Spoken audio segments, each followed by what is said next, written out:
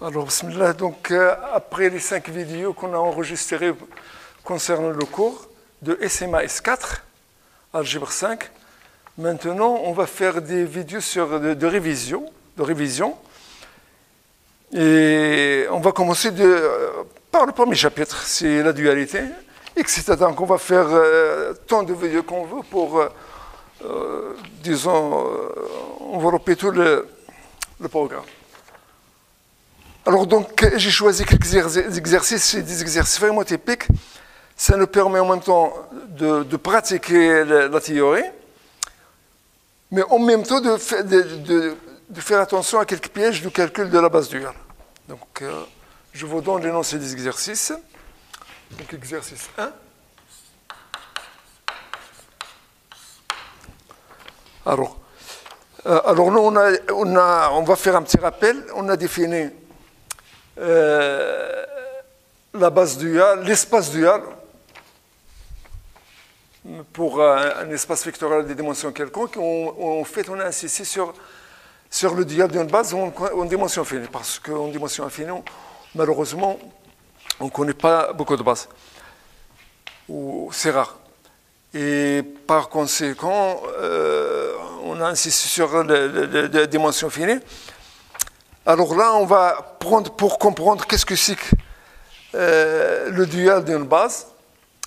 On va prendre des espaces particuliers. Donc, K, un corps commutatif, soit K, un corps commutatif. Donc, au lieu de prendre un espace vectoriel E sur K, on va prendre Kn. Et soit Kn, le K espace vectoriel de dimension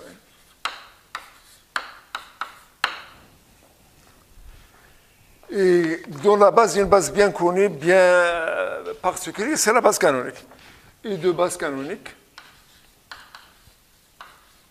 Donc vous voyez pourquoi j'ai choisi Kn pour parler de la base canonique qui est bien connue. Et de base canonique.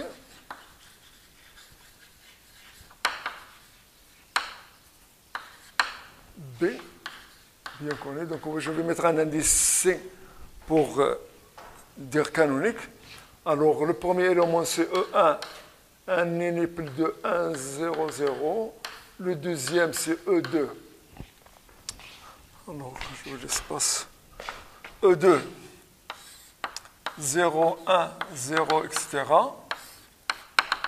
Jusqu'à En, où il y a des zéros partout. La dernière place c'est 1. C'est bien ça la base canonique. Alors on veut savoir quels sont les éléments de la base duale. Donc pour avoir au moins un exemple une fois, c'est quoi la base duale? Donc on cherche à calculer. Alors, première question, calculer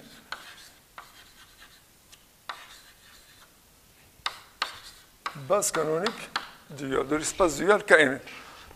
Bien, calcule bien la base Kn étoile. On va signaler la base. Calculer la base étoile. De quel espace? Bien sûr, de l'espace dual. Ah.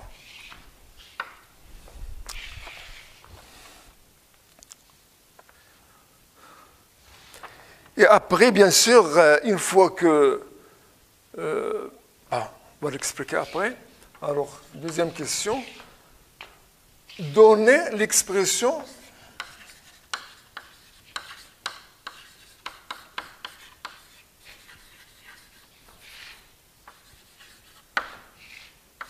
de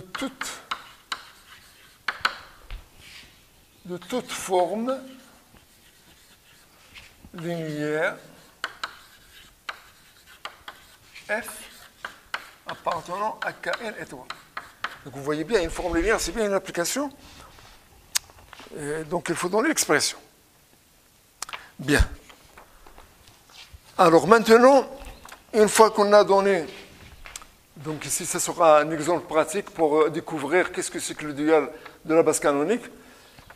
C'est intéressant parce que c'est la première base connue pour Kn. La suite, c'est de savoir comment trouver, étant donné une base quelconque, il faut savoir comment trouver son dual. Donc, je vous donne un exemple. 3. Alors, on va prendre une base particulière, un peu différente de la base canonique. Alors, soit F. Donc, ici, je vais faire exprès, je vais garder les deux premiers vecteurs inchangés. Je change juste le troisième. Je vais me placer dans R3. Voilà. On va reprendre. Je prends n est égal. Je vais être bien précis que. Donc K, je vais prendre K est égal à R, coordonnée réelle.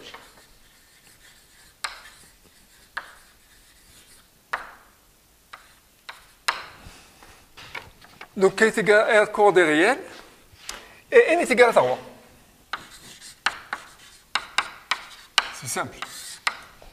Et je vais donc, on a mon principe dans ce cas-là, la base canonique, c'est quoi?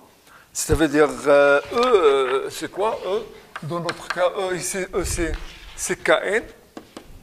Ici, E est égal à R.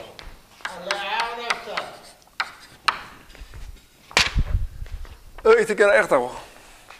Alors, donc je vais prendre une famille F. C'est E1, 1, 0, 0. E2, 0, 1, 0. Et au lieu de prendre E3, donc ici c'est E1, E2, donc ici on a E1, E2, E3, je vais changer le troisième par E2 plus E3.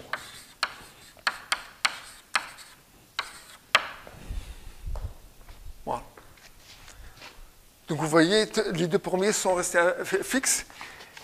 Et donc on va prendre en même temps comment trouver la base dual de cette nouvelle base. Ce sera donc un cas général. On peut l'appliquer au cas général pour une base quelconque.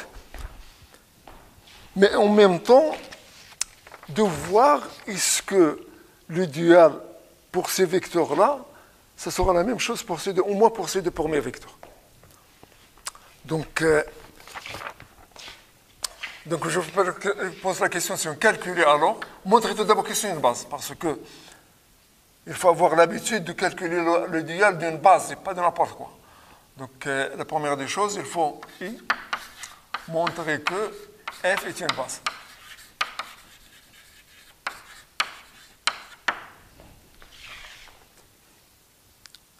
Oui, montrer que F est une base. C'est évident, mais il faut avoir cette habitude-là. Deuxième question.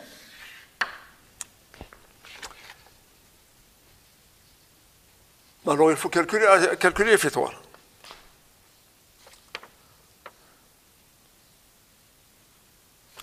Alors, calculer F étoile. Alors, si je suis la notation habituelle, ça sera quoi? Ça sera E1 étoile, mais il faut faire attention, vous allez voir que vraiment, cette notation, ça peut vous induire en erreur, mais je préfère l'écrire pour ça, comme ça, E2 plus E3. Donc voilà. Donc on va se contenter de ceci. Après, on va prendre d'autres exercices. Donc pour le moment, on va apprendre, on va essayer de découvrir qu'est-ce que c'est que le dual de la base canonique. De la troisième question, de savoir comment calculer le dual d'une autre base quelconque. Donc ça sera, c'est un cas particulier, mais à partir de cela, on va apprendre la méthode générale. Mais en même temps, vous allez voir que cette notation, il faut se méfier de cette notation-là que j'ai parce qu'il y a une erreur qui est cachée quelque part, il faut la découvrir. D'accord? Parce que là, je vais calculer A étoile, E2 étoile, et etc., E1 étoile. Et donc, en principe, ça ne sert à rien de refaire le calcul des deux premiers. N'est-ce pas? Bien. Alors, on commence. Donc, je calcule BC étoile. Donc, calculons.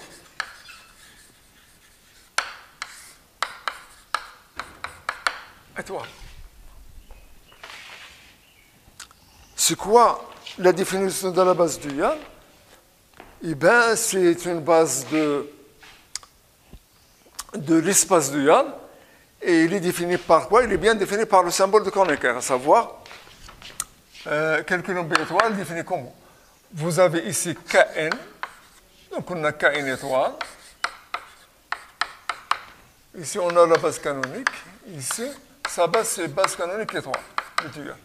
Comment il est défini? C'est égal à quoi? On fait c'est égal.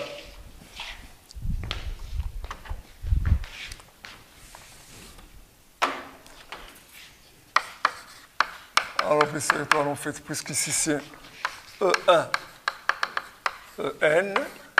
Ici, ça sera E1 étoile, E2 étoile, jusqu'à En.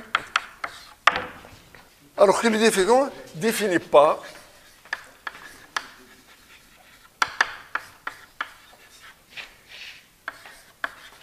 E étoile EG est égal à delta G.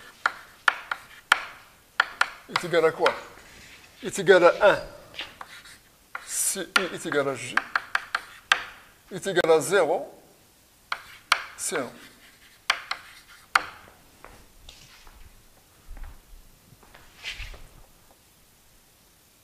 C'est bon? Bien, alors, appliquons ceci.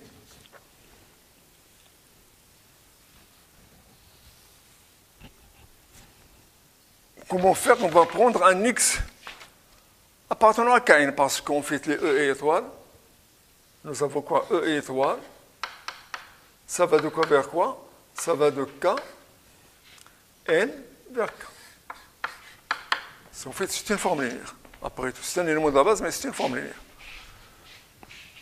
Et alors, AX et X appartenant à Kn, quel que soit X appartenant à Kn, X est égal à quoi?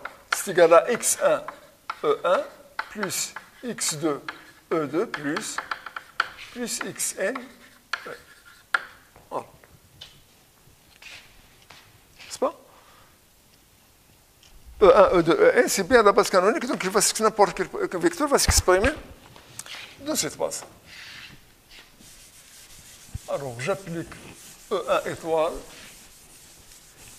et bien sûr, en gardant, en considérant la définition qui est donnée par le symbole de Kronecker. Alors, je commence par E1.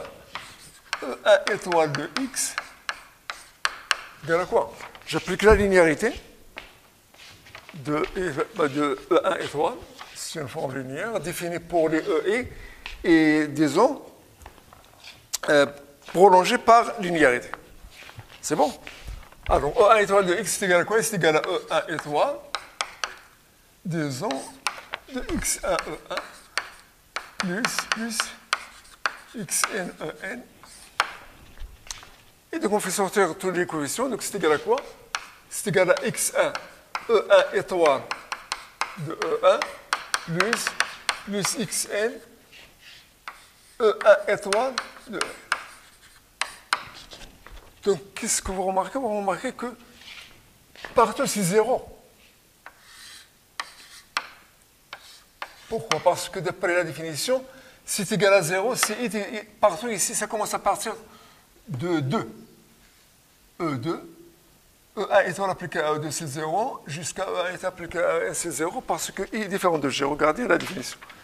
C'est égal à 0, ou c'est égal à 1 juste le cas où I est égal à G. Donc, juste ici, c'est égal à 1. Donc, le total, c'est X. Ainsi de suite. Jusqu'à En étoile de X. La même chose, ça sera égal à Xn. Mais dans ce cas-là, En étoile, il va annuler E1 étoile, il va annuler jusqu'à N moins 1 étoile, il reste jusqu'à En étoile appliqué à En qui est exactement 1. Par conséquent, qu'est-ce qu'on découvre ici? On découvre personnellement des choses que vous connaissez déjà, à savoir quoi?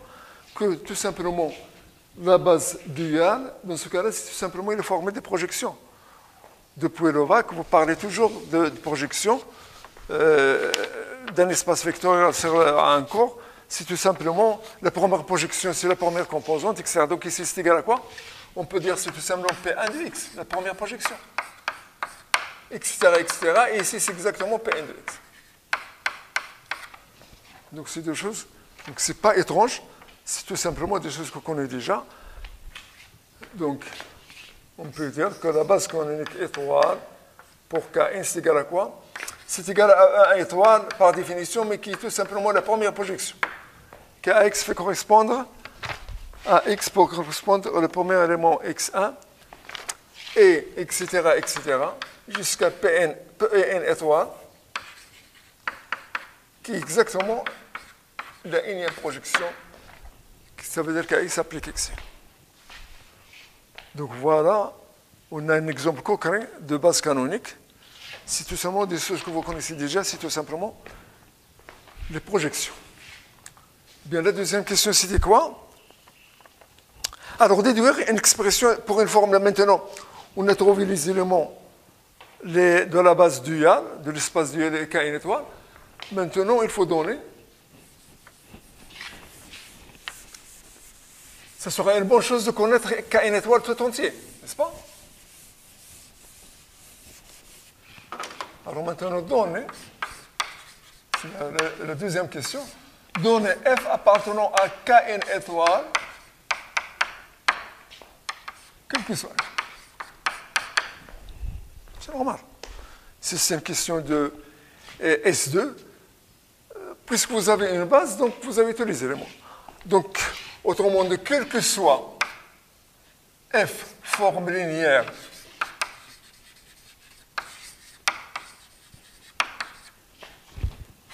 sur Kn, ou bien f appartenant à Kn étoile, c'est simplement f va s'exprimer dans la base duale de la base canonique, c'est-à-dire que c'est une somme de projections. Donc je peux dire que f, alors f, c'est égal donc une expression de la forme alpha 1, E1 étoile, c'est normal, parce que c'est une base.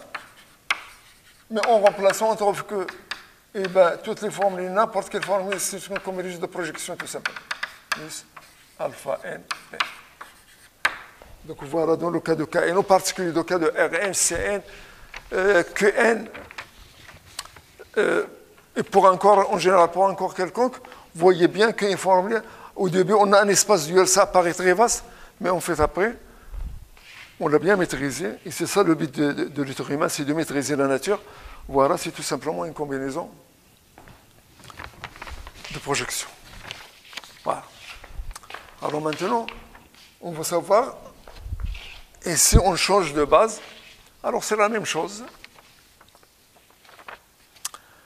Je cherche, alors c'est l'exemple il est simple, mais c'est vraiment un exemple typique pour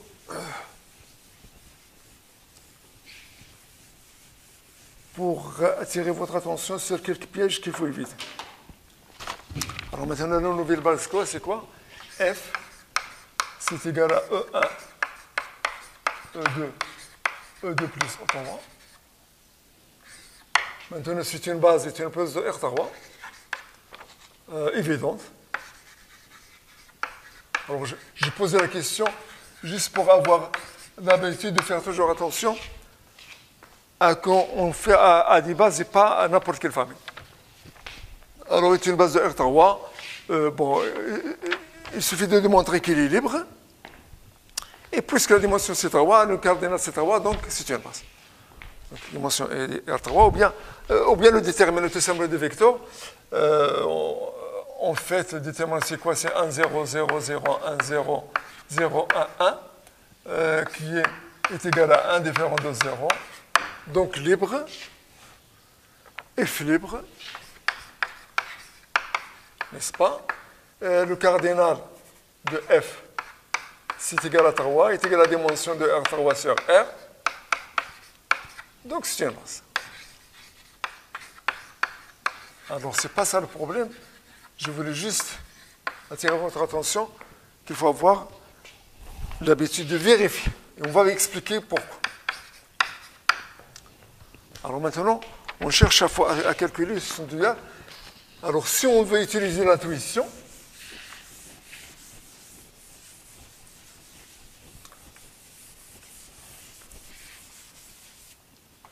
l'intuition naturelle dit quoi? Il va nous dire que f étoile peut-être ça sera quoi? Puisque c'est le premier vecteur de la base canonique, ce qui est déjà calculé, c'est P1, donc ça sera tout simplement 1 étoile. On n'a pas besoin de faire le calcul. La même chose, on n'a pas changé le deuxième vecteur, donc ça va rester la même chose, c'est E de étoile. Donc il reste juste à calculer le troisième, parce qu'on a changé juste le troisième, plus O3 étoile. Donc c'est juste le dernier qu'il faut calculer. Et encore si on fait confiance à notre intuition, peut-être parce qu'on travaille avec la linéarité, ça sera E de étoile plus O3 étoile. Alors tout ceci est de l'intuition, mais on va revenir là-dessus parce qu'il y a plein d'erreurs ici. Et c'est pour cela qu'on a choisi cet exemple, qui est très simple, mais ça montre vraiment, ça explique le cours. C'est sur cet exemple-là que va nous permettre de comprendre à fond comment travailler avec la dualité. Alors, bien. Alors, je vais faire, pour le moment, bon, je ne vais pas faire confiance à l'intuition, je vais changer de notation et je vais écrire F est égal à quoi? Est égal à F1. Je change de notation pour oublier les éléments de la base canonique. Donc ça sera F1, F2 et F3. Et donc, je vais dire la chose suivante, que F1 étoile,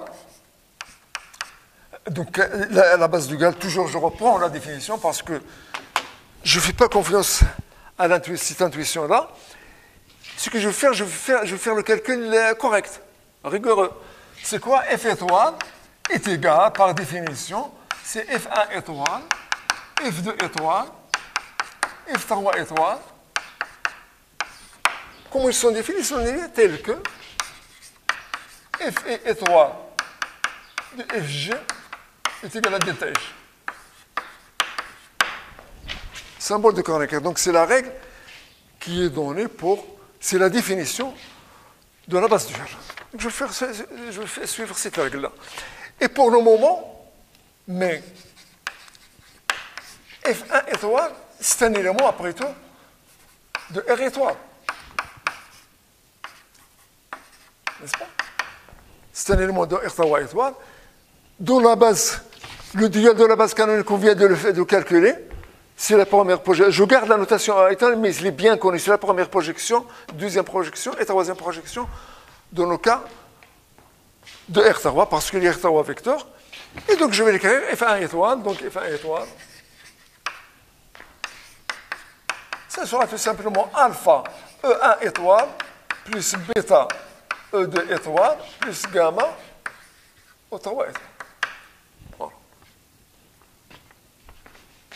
C'est bon? Là, c'est correct. Il n'y a pas de tuition. J'ai les sons d'une manière rigoureuse. J'ai la base duale, elle est comme ça. Elle est définie comme ça. Et comme la R3 étoile, elle a déjà une base connue, donc vous voyez, j'attire votre attention, déjà, on a vraiment ici, on est dans le cas le plus favorable parce qu'ici, déjà, on connaît une base. Alors, il y a des situations difficiles où on ne connaît aucune base. Bon, c'est pas grave. Donc, ici, le moment, on est au début, donc il faut commencer par des choses simples. Donc, voilà, c'est un élément de R3 dont la base canonique, le dual de la base canonique, il est bien connu. Donc, il a fait s'exprimer dans cette base-là. Maintenant, il faut calculer le coefficient. Alors, si notre intuition, ça marche très très bien, on va trouver que bêta est égal à 0, gamma est égal à 0, et alpha est égal à 1, parce qu'on a noté la même chose, 1 étoile. Ça veut dire qu'on doit trouver alpha est égal à 1, bêta est égal à gamma. Alors, faisons le calcul. On va garder cette partie-là juste pour le calcul. Alors. Eh bien, je commence à calculer alpha, bêta, gamma. Vous voyez, déjà, on a 3 inconnus, donc on a besoin d'un système de 3 inconnus. Alors là encore, j'attire votre attention tout de suite que vraiment, si on est en dimension vraiment supérieure à 10, donc vous voyez combien de systèmes. Donc chaque élément, vous avez 10 éléments, et chaque élément, ça demande un système de 10 inconnus. C'est vraiment parce que là, pour calculer F1 étoile, j'ai besoin d'un système à 3 inconnus, c'est long. Donc on a besoin de procéder tout de suite à trouver une autre méthode plus pratique. Donc ici, on explique bien sûr la théorie, mais après le calcul, il faut savoir comment s'appliquer le calcul. Bien. Alors, la seule façon, c'est de calculer F1 étoile de quoi? De E1. F1 étoile de 1 étoile. Pourquoi? C'est la règle. On a une application linéaire. Il est connu si on connaît les éléments de la base. Alors, on a F1 étoile. Je vais calculer F1 étoile de E1, de F1. Voilà. Après, F1 étoile de F2 et F1 étoile de F3. Alors, faites le calcul.